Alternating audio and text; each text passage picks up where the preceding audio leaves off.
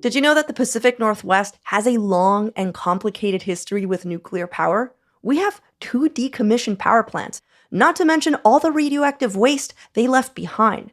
The Hanford Nuclear Reservation in Washington was part of the Manhattan Project. That's the same think tank that created the bombs for Hiroshima and Nagasaki. And right here in Oregon sits the remains of the Trojan nuclear power plant. I feel like worrying about melting nuclear reactors or contaminated groundwater feels so 1950s. But here we are in 2023 with NuScale Power, a Portland area company promising a brighter future and cleaner source of energy in the form of small modular reactors, or SMRs. So today on CityCast Portland, we're talking with Jan Hawken, a clinical psychologist and professor emeritus at Portland State University.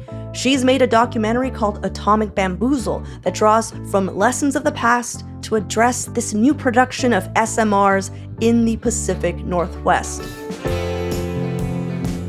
It's Thursday, May 18th. I'm Claudia Meza, and this is what Portland's talking about. Jan, most of your life was spent focusing on psychology. What got you interested in this topic enough to make a documentary about it? I was interested in the history of nuclear power in the Northwest, including the most important examples being the rise and fall of Trojan, which was closed in 1992 and decommissioned in 2006. There's a long process of taking down these plants. It's a very dauntingly expensive and long process. But what was important about Oregon was a ballot measure was passed that requires any new nuclear facility to only be built if there's a permanent waste disposal site and with the consent of voters. And the prospect of a permanent geological repository is not on anyone's horizon these days. So, but the most people don't know is that the radioactive waste from the Trojan nuclear power plant is still on the site. Yes. And if you visit that lovely park, it's now the Trojan Park on the site of the former reactor. You don't see that tower. You can have a nice picnic there. But what is also out of view are the 32 casts of radioactive waste that will be there in perpetuity. Mm-hmm. So the way radioactive waste that need to be protected from any life forms for up to 200,000 years are resting casts and are protected 24 hours, 24/7, and is a legacy that I think is invisible to many people. And parts of reactor parts were also taken, shipped up the Columbia to the Hanford Nuclear Reservation and buried there. And the Hanford site was up in Washington. A lot of people don't know how close this is to Portland. Like, this is a 1-hour drive to Portland, this Trojan Park. I think the concern, we live in a very dynamic volcanic region here in the Pacific Northwest, including here along the Columbia. And if there was a major quake, it would be an unthinkable disaster. Yeah, we're due for a very large earthquake. But a lot of these power plants, like the Trojan nuclear power plant and the Hanford site, which is in Washington, they were built along the Columbia River. The Hanford site in particular was built specifically so the Columbia River could cool some of its infrastructure. Well, reactors depend on access to a lot of cold water, a problem that France is facing with shutting down about half of their reactors because of drought and other problems with access to water. Right. And with the world basically yet to have a long-term solution for this radioactive waste, the radioactive waste that exists now is just being packaged up in as much cement or whatever as they can, and they're just hoping for the best. I mean, 200,000 years from now, it's a big fingers crossed nothing happens. It's a number so big and so hard to conceptualize that it's hard to register that amount of time, far, far longer than human evolution. And how to secure materials that would be dangerous to all living things for that period of time is unthinkable. And it's so unthinkable that I think people don't think about it. But now there's these small modular reactors, SMRs, and Portland has a company right here trying to make these smaller versions of these larger plants that didn't quite work, and they still haven't fixed the problem. There's still going to be the waste for, generations, generations, and generations. You do have a background in psychology. It's not that I'm like, can you explain how minds work? But like, what is it that like, like we're basically making the same mistake over and over again? That is kind of where I entered this picture and how I came to create a documentary, which is as much as anything about the history of nuclear power messaging and how the industry over time has managed public anxiety about radioactive waste and other safety issues that we learn about episodically as there's a crisis. We all know about 3 Mile Island, Fukushima, Chernobyl. And then as those dramatic, highly visible crises fade, the industry steps in to put them very far in the past, to frame them as highly infrequent, which is true, they are infrequent, although nuclear low-level accidents and problems in reactors are far more common than the industry would admit. Very few people in this country are arguing for building more large reactors or the light water big reactors that we associate with nuclear power. They're promoting these small reactors of various sizes that produce under 300 megawatts of power versus the 1 to 2,000 megawatts of the big towers. But they have distanced themselves in their own campaign messaging from the nuclear industry. They build on what they see as its strength, saying it's clean power, though there's depends on what you mean by clean and how you If it has assess waste, dirt. it's not clean. I Like there's know. not. I mean, what's the? But that's an Yeah. old divide that has become popular now with dirty coal, dirty fossil fuel. We all know dirty is bad, so clean is good, even if Yeah. So it's just the branding. radioactive waste. Yeah, they Yeah. rebranded it and set against the old reactors of yesteryear. The reactors your grandparents protested, is what young people are told. We have these new modern, slick, svelte, almost feminine forms that represent the promise of modernity itself.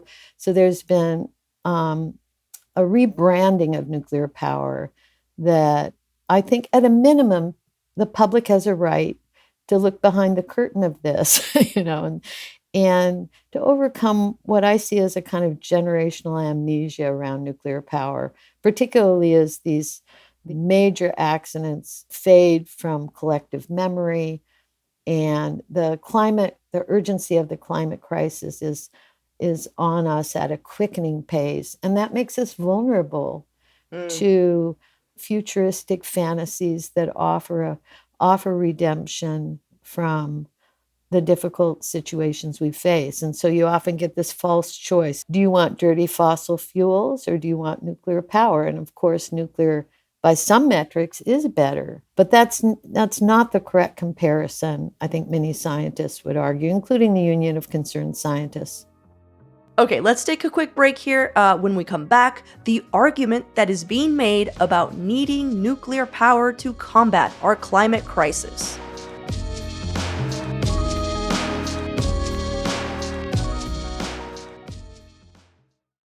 Your documentary, I remember there being some climate activists basically saying this isn't going to make much of a difference. This nuclear power, like we're at a point where we're like so screwed that if we all for some reason started to create, these small modular reactors and they were all we each had one, it still wasn't going to get us where we needed to go. Could you extrapolate that? Because like I was like, if it's not going to make much of a difference in the climate crisis, then like why are we gambling? Why are we potentially starting this really old, cycle of like quote unquote clean energy that is just creating a ton of waste. Yeah, and that is part of that history of nuclear power of overpromising, building confidence, overpromising around safety, around time, around costs. It's a heavily, heavily subsidized industry. Hmm. We as taxpayers have a right to what's delivered on addressing the climate crisis. And some of this is because it takes so long to go through a regulatory process. On their ads, you see factories and control rooms Yeah, yeah. and the reactors themselves. These are designs, They're projections, they're essentially. Yeah. projections. And to get all of the supply chain, a whole system in place, the regulatory apparatus, you have to have a very good system for monitoring nuclear power. But even with all of those risks and their most optimistic projections, these reactors could not come on board on a scale that would affect or impact the climate crisis for quite some time.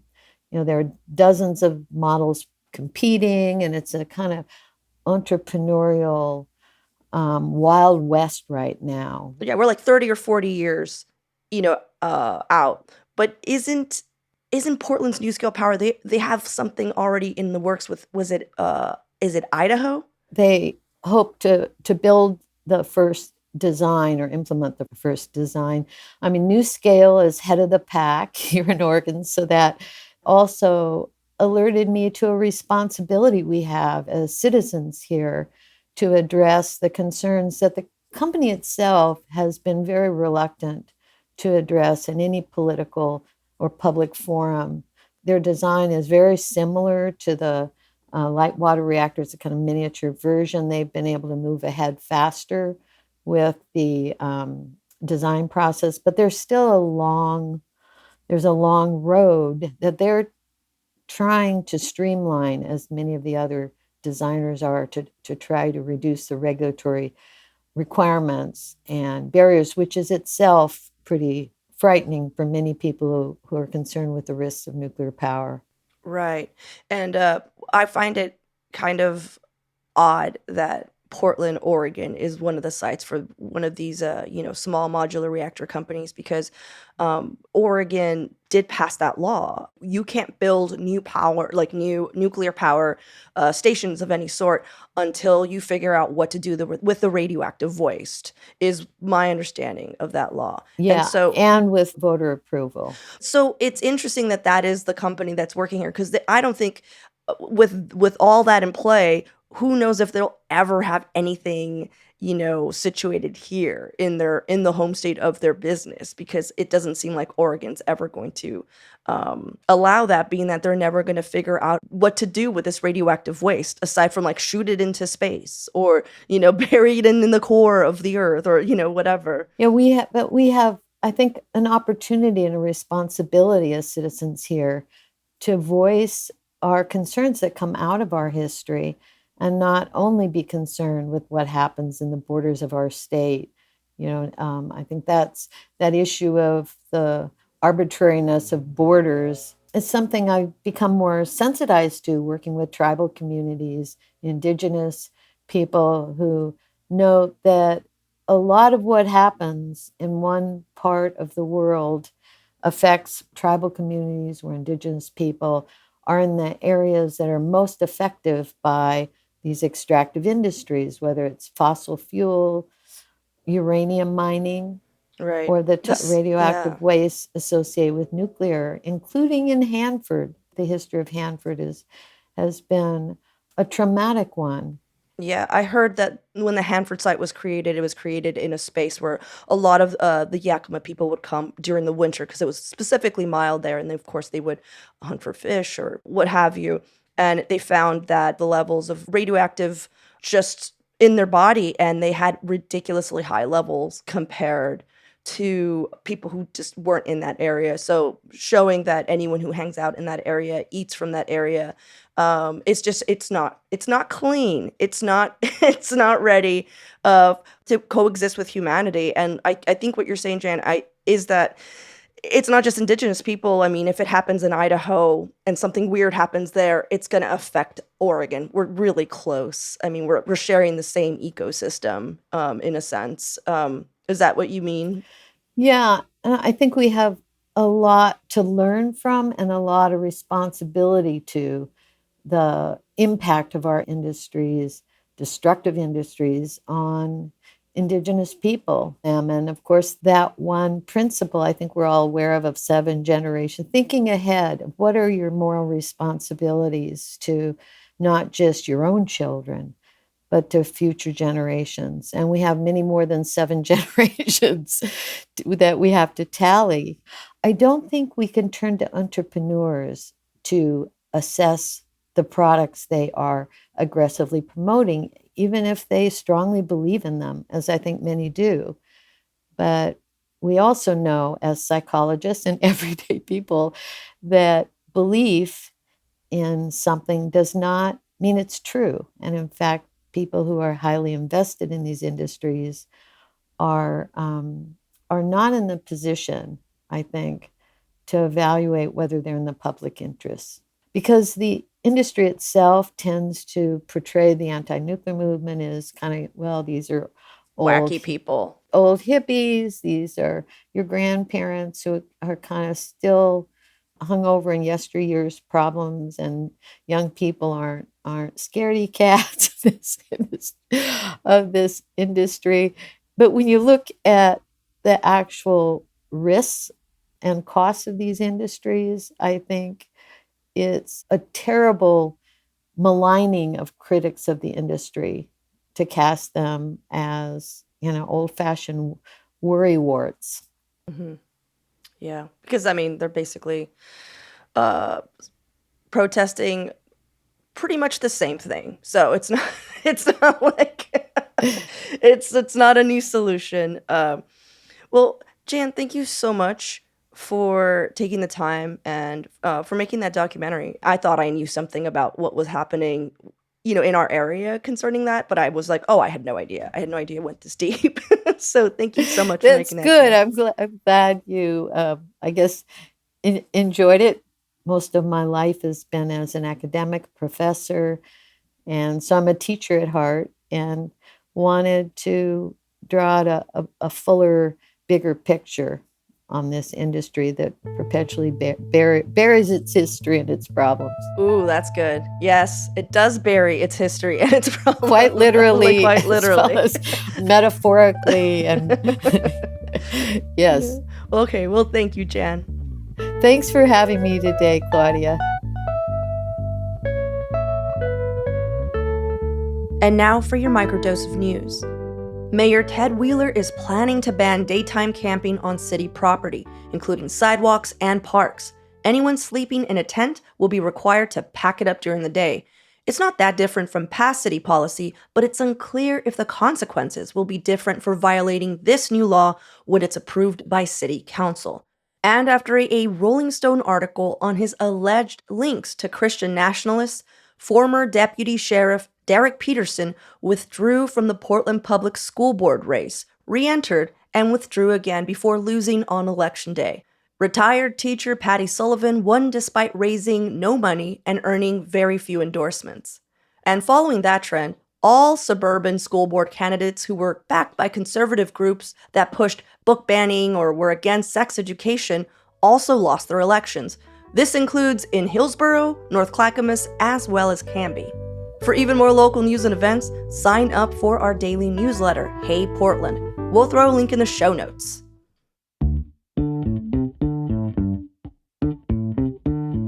That's all for today here on CityCast Portland. If you enjoyed the show, why not share it with a friend or leave us an amazing review?